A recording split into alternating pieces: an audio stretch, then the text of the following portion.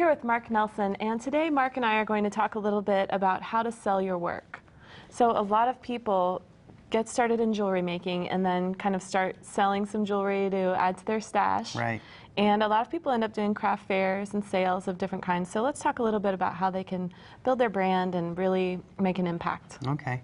Well, it's going to seem at the very first like a very daunting task. I mean, because you love making your jewelry, and it's like, well, do I really want to sell it and part with it? But it's a great way to keep supplying your habit, if you will, and keep it fresh too. Keep it fresh, right? And what you want to start with is actually your brand, okay? And that's going to be more than just your logo. It's going to be how you react to customers and how you package and everything else like that.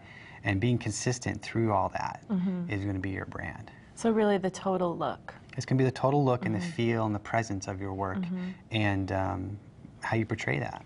Okay. So where do you get started when you're thinking about selling your work? Okay, when you start thinking about selling your work, there's a lot of different ways you can do it. And if you look on the internet, there's a lot of information, there's a lot of books on how to sell your jewelry. An easy way is to start small, to your friends and family. And those are the people who love you and want to have a little piece of you with them. Exactly. That's what I find, is that they're buying something because they want to support you. Exactly, or maybe just right off your body, Love that ring, can you make me one? Sure, or here you can have this one. And that's a great way to start. You can do small community art fairs at churches or other businesses. And then, or if you want, you can go to the internet and start selling your pieces on the internet. So. And when you're thinking about putting together, let's say you're doing a display. So I think a lot of people are are thinking, okay, I'm going to put my necklaces out, and that's where it stops. Right. I've made the jewelry, it looks good on its own. Let's show them some ideas for how they can really take it up a notch. So, like, for example, there's display and packaging that they could use. Right. And that's something to keep in mind, is people will want to put their purchase in something. They don't want a little plastic bag necessarily. So imprinting your logo across all of those pieces is a really great way to reinforce your brand. It is a great way to reinforce your brand, but bear in mind too that, let's say if your work is about recycling or being environmentally friendly, eco-friendly, you probably wouldn't want to package your piece in a black plastic box, okay? Because that wouldn't be part of your brand. Maybe a nice recycled cardboard box, or displaying your pieces on cork, or displays you made yourself from wood laying around. Those would be all things that would play to your brand. And of course there are so many people making and selling jewelry these days that you really want to make yours look different. And unique to you, I guess I should say. Maybe not different, but personal. Right, and the displays should be as personal, and your packaging as personal too. And of course the little things like having business cards that people can reference. That's definitely, because that's a little piece of them that they can take home and contact you after the sale. Because you're not done really until that piece is in the bag in the customer's hand, and even then you may not be done. They might call you later going, hey, I love this piece. I know somebody else who would love one.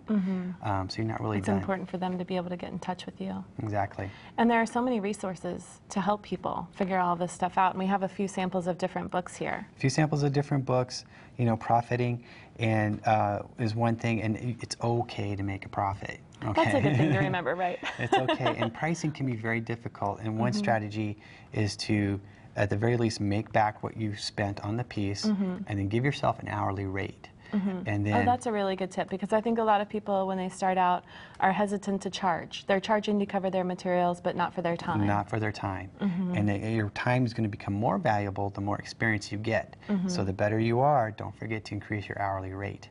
Oh, you're going to give yourself a raise. Yes, you can give yourself raises. I like that.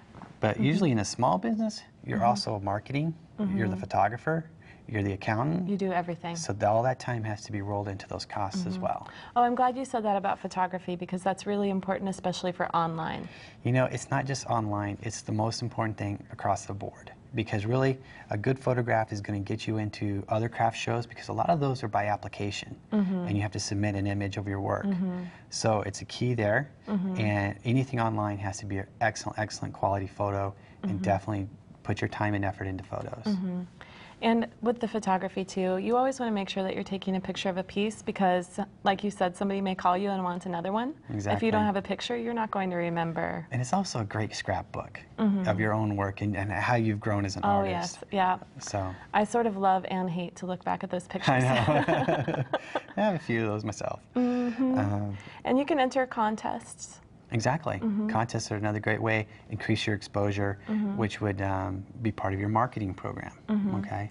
And it also gives you a chance to say when you win. I'm not going to say if you win, when you win. When you win. It gives you a chance to say you're an award-winning jewelry maker. Exactly, and that it does mean a lot. It does mean a lot. That'll get other people you noticed, maybe perhaps into some publications. It adds value to your work. Exactly. Gives you credibility as a and designer. It'll give you a raise. I like that part. All right, well, thank you so much, Mark. Oh, you're welcome. And up next, we're traveling to Japan with Leslie Rogalski.